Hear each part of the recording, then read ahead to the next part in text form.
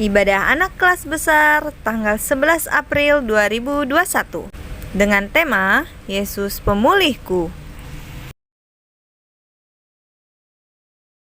Shalom adik-adik, ketemu lagi nih dengan Kak Lini dan Kak Mary.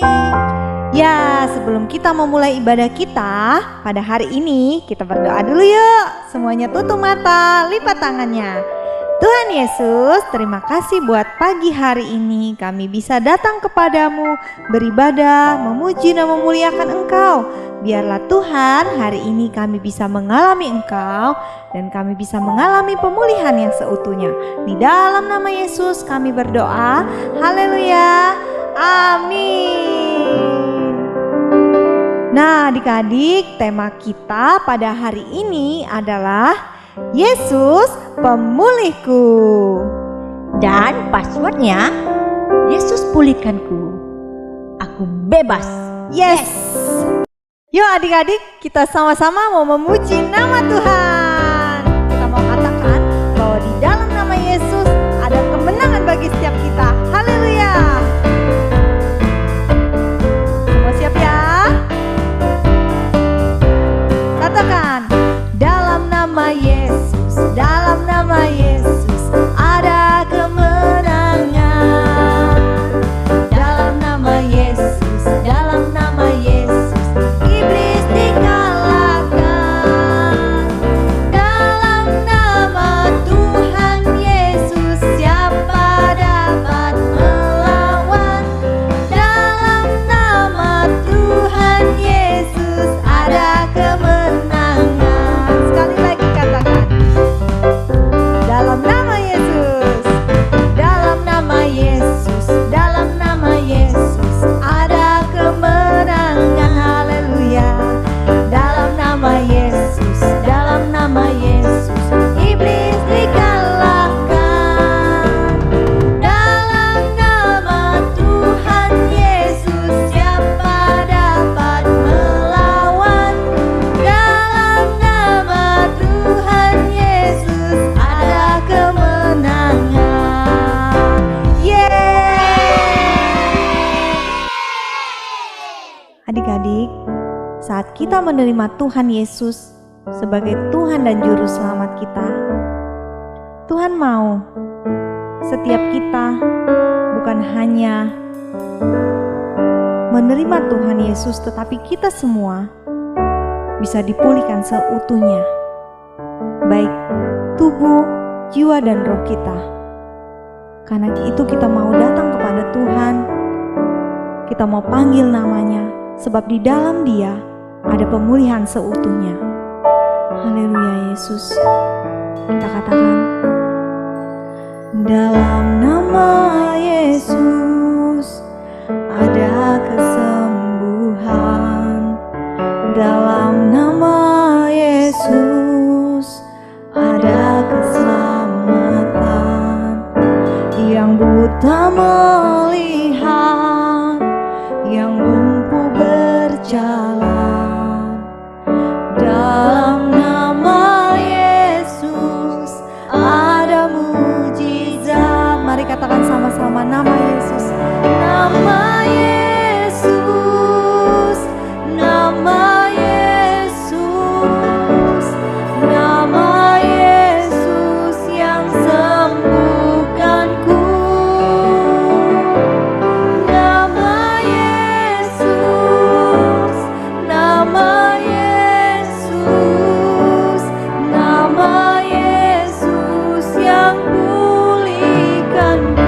Nama Yesus, nama Yesus, nama Yesus, nama Yesus yang sembuhkanku.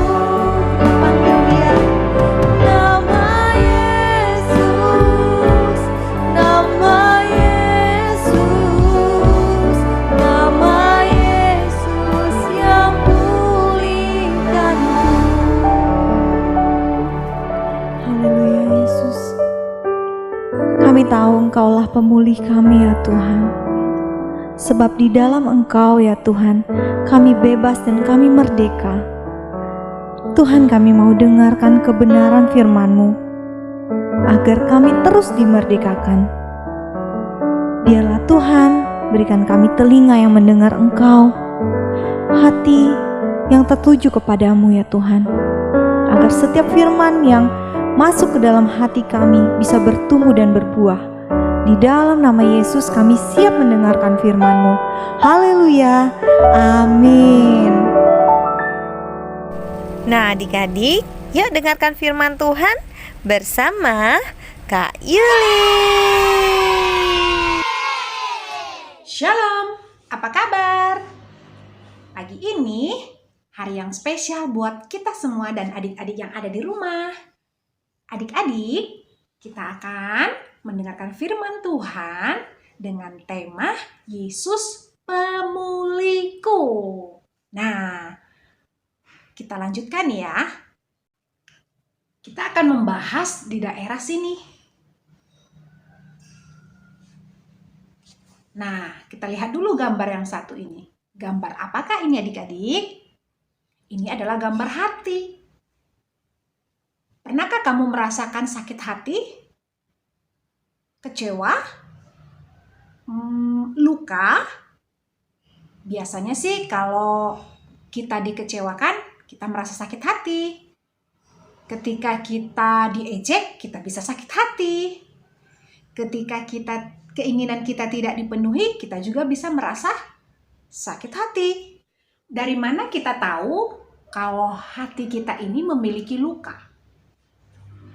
Ketika kita mengingat suatu kejadian yang pernah kita alami, baik itu bersama teman, orang tua, atau orang-orang di sekitar kita mengingat kejadian itu dan hati kita masih sakit, itu artinya ada luka di hatimu. Perhatikan gambar-gambar ini adik-adik ya. Kakak akan menjelaskan bagaimana kepahitan itu bisa ada di dalam hati. Kepahitan bermula dari kekecewaan kita terhadap orang-orang di sekitar kita. Bisa papa, bisa mama, bisa teman-teman, saudara, atau siapa saja. Seperti disepelekan, diabaikan, atau ketika kita bicara, kita tidak dianggap. Bahkan teman-teman yang suka membuli, mengejek, itu bisa menjadi awal mula kepahitan ada di dalam hati kita. Dengan kita menyimpan itu di dalam hati, maka kekecewaan itu menjadi akar kepahitan di dalam hati kita. Semua orang pernah mengalami yang namanya luka hati, baik muda, tua, kecil, ataupun besar.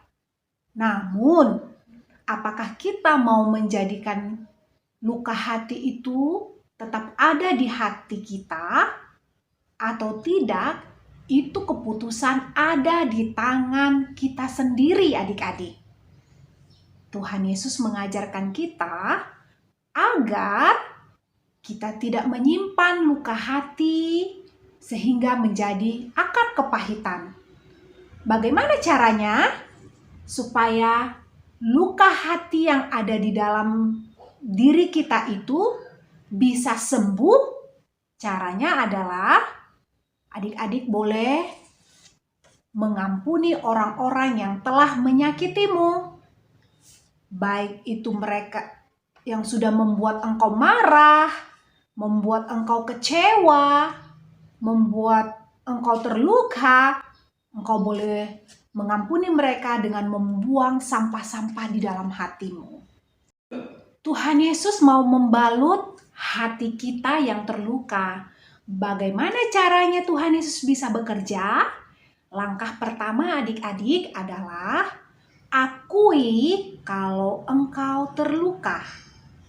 Dengan berdoa di hadapan Tuhan, katakan engkau terluka, sebutkan namanya satu persatu.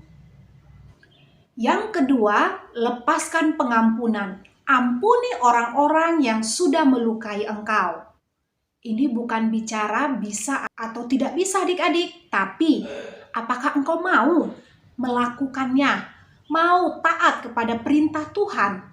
Karena Yesus berkata, ampunilah mereka seperti kami juga mengampuni orang-orang yang bersalah kepada kami. Adik-adik, kalau engkau mau dosamu diampuni, maka engkau pun harus melepaskan pengampunan kepada orang-orang yang bersalah kepada engkau. Matius 6 ayat 14 berkata, karena jikalau kamu mengampuni kesalahan orang, maka Bapamu yang di sorga juga akan mengampuni kesalahan. Yang ketiga, adik-adik, mintalah Tuhan membalut hatimu. Tuhan akan memulihkan hatimu yang luka. Dia akan memberikan kasih-Nya yang besar, kasih-Nya yang tinggi, kasih-Nya yang dalam untuk memenuhi kedalaman hatimu. Karena hanya dengan demikian, hatimu yang terluka itu bisa dipulihkan. Tuhan Yesus mati di salib bukan hanya untuk menebus dosa manusia, tetapi juga Dia rela membalut, memulihkan setiap hati manusia yang terluka. Kuncinya ada di kita. Apakah kita mau menerima kasih Tuhan, menerima kuasa Tuhan di dalam kehidupan kita? Mazmur 147 ayat yang ketiga berkata, Ia menyembuhkan luka-luka mereka yang patah hati dan membalut luka mereka. Adik-adik, kita akan menyelidiki kedalaman hati bersama dengan Roh Kudus. Mari ambil sikap, engkau mau terbuka, engkau mau taat kepada firman Tuhan. Tundukkan kepalamu, Kak Yuli akan menuntun engkau di dalam doa. Mari sama-sama kita berdoa. Tuhan Yesus, ini aku. Selidikilah hatiku, karena Engkau mengenal kedalaman hati kami. Hari ini Tuhan, bila ada luka hati di dalam hati adik-adik yang di rumah, biarlah Tuhan menyingkapkannya. Bukakan hati mereka, bukakan pikiran mereka, jelikan mata mereka untuk bisa merasakan, melihat kasih Yesus yang besar. Yesus sudah mati di kayu salib untuk mengampuni dosa-dosa kami, untuk menebus dosa-dosa kami. Oleh sebab itu juga Tuhan, kami mau taat seperti Kristus taat mengampuni dosa-dosa manusia. Kami juga mau melepaskan pengampunan buat orang-orang yang sudah menyakiti hati kami. Adik-adik, kau boleh berdoa, sebutkan namanya satu persatu di hadapan Tuhan. Setelah engkau menyebut namanya, lepaskan pengampunan. Aku mengampuni mereka Tuhan, seperti Engkau mengampuni aku.